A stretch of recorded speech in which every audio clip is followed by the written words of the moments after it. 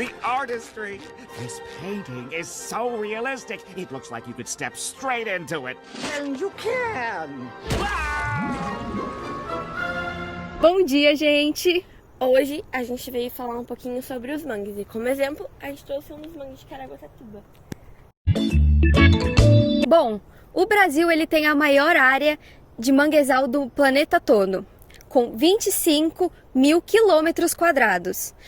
De todo o manguezal do mundo todo, o Brasil ele tem 12%. Nós podemos encontrar os manguezais de Santa Catarina até o Amapá, em regiões que nós temos o encontro do mar, do continente e do rio. Bom, a biodiversidade do manguezal ela é muito pequena, porém, a quantidade de animais que tem no manguezal é em grande quantidade, são numerosas, como por exemplo aqui, ó. A gente tem alguns dos bichinhos, que são caranguejos, na verdade. O manguezal ele tem bastante caranguejo e crustáceos em si.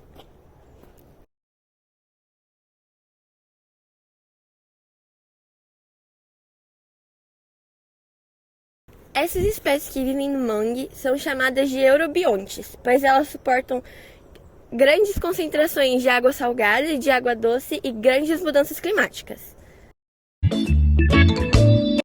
Bom, eu vou falar sobre os solos do manguezal.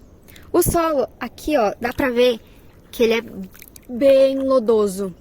E ele tem umas espécies de pedrinhas, que são sedimentos, trazidos pelos rios. Então os rios eles vêm lá de longe e trazem sedimentos para cá, que acabam ficando no solo dos manguezais. E além do solo ele ter esses sedimentos e ser também lodoso, ele tem sal, por conta das marés do mar. As marés, elas constantemente estão subindo e elas invadem o solo, que acaba absorvendo esse sal. Ali, ó, tem uma parte do vídeo em que foi um erro, né, que a gente pode colocar depois, que ali atrás ele estava vazio, estava sem água nenhuma. Nós até pensamos em ir ali, já que também não tinha muitos caranguejos para poder machucar. Ali não tinha. Porém agora, a gente está aqui há menos de 1 hora gravando e ali já está todo inundado de água. Então essa maré ela vai subindo e vai invadindo esses solos, que traz o sal para os solos. O solo do manguezal ele é pobre em oxigênio, o que permite a proliferação e o desenvolvimento das bactérias anaeróbicas. E são essas bactérias que causam esse odor que a gente sente no manguezal, por conta do ácido sulfúrico que elas liberam no processo do metabolismo. E agora, falando mais um pouco assim, o mangue ele não depende só de estar no litoral. Não é só você estar no litoral que você vai ter um mangue, porque ele gosta de lugares úmidos, quentes e com bastante chuvas. Estou aqui do outro lado do mangue para falar sobre a vegetação do mangue. A vegetação do mangue, eu vou falar sobre as árvores. As árvores elas são chamadas de mangue. A gente tem o mangue vermelho, o branco e o mangue preto. O mangue vermelho, ele tem uma característica muito abundante chamada de caule escora, que é uns caules que ficam para fora para sustentar a árvore que fica numa área lodosa, com lodo no mangue. A gente também tem o mangue branco, que ele é o que elimina o sal.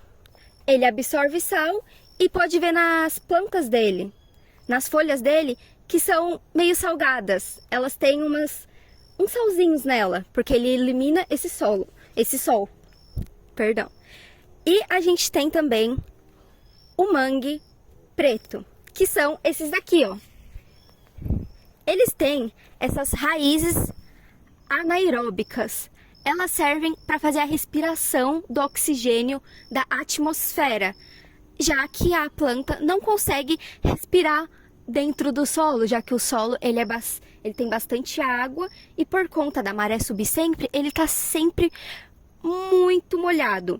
Então, esses caules, eles sobem, as raízes da árvore, ela sobe para fazer a respiração dela. Então, esses são o tipo de vegetação e os tipos de árvores chamada mangue, aqui do manguezal.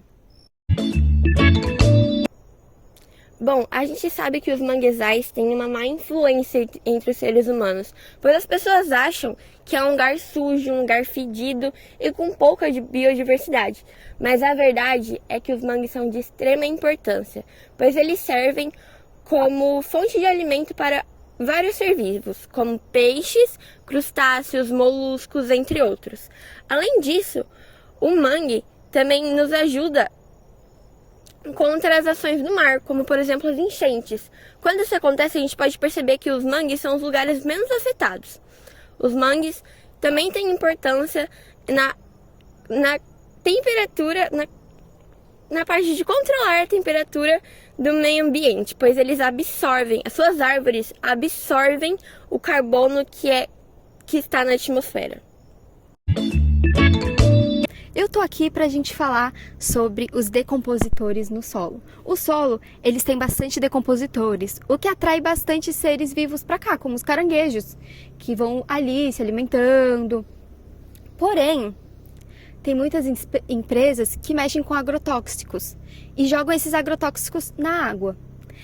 E vem até o manguezal, e o solo do manguezal, ele absorve esses agrotóxicos. Então, o solo do manguezal fica cheio de agrotóxicos e os bichos que vivem aqui, os seres vivos que vivem aqui nesse solo e nessa água, acabam sendo contaminados. O que muitas vezes vai para os nossos pratos de comida, como por exemplo, os peixinhos ou até mesmo os caranguejos. E se eles estarem contaminados, acaba que nós consumimos eles e temos uma intoxicação alimentar. Então é muito importante que muitas empresas não joguem agrotóxicos na água, porque isso acaba estragando a vida que vive aqui no manguezal e também polui a água também. E agora, no fim de mais um De Olho no Meio Ambiente, esperamos que vocês tenham gostado de nos ver no meio do mangue e também tenham se conscientizado da importância do manguezal para a nossa vida, dos seres vivos, dos seres humanos, mas principalmente dos seres vivos que vivem aqui no manguezal.